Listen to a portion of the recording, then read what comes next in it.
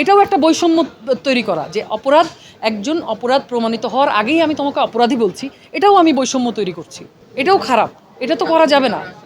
এর সমাধান হচ্ছে ওই যে ব্যক্তিগত সংস্কার, ব্যক্তি সংস্কার। অ্যাজ এ হিউম্যান বিং, মানুষ হিসেবে আমাদের আসলে নিজেদের সংস্কার জরুরি, আমাদের চিন্তা ভাবনা করা জরুরি। আমাদের একটা মবের মধ্যে ঠাস করে একটা কথা বলে চিৎকার করে অ্যাটেনশন না পেয়ে আমাদের ভাবা উচিত যে আমি এখন চিৎকার করে কথা বললে এখানে এখন একটা গ্যাঞ্জাম তৈরি হবে, গ্যাঞ্জামটা তৈরি হলে দুজনের মাথা ফাটবে, কার ভালো হবে? হ্যাঁ, একটা গ্রুপ আছে যারা দূর থেকে এই বিষয়টা দেখে মজা পায়। তারা যদি মনে করে এখানে আনন্দের খোরাক আছে, তো তাদের ওই আনন্দ নিয়েও আমার প্রশ্ন আছে। ব্যক্তিগতভাবে কাউকে কোনো প্রশ্ন করতে চাই না, সবাইকে অনুরোধ করতে চাই ভাইয়া আসলে ঘৃণা না ছড়াই, আমরা হেট্রেড না ছড়াই, আমরা ভালোবাসা ছড়াই। এই দেশটা আমাদেরই, আমরাই এই দেশে থাকবো, আমাদেরই মরতে হবে এখানে, এটা আমরা সুন্দর করতে পারি।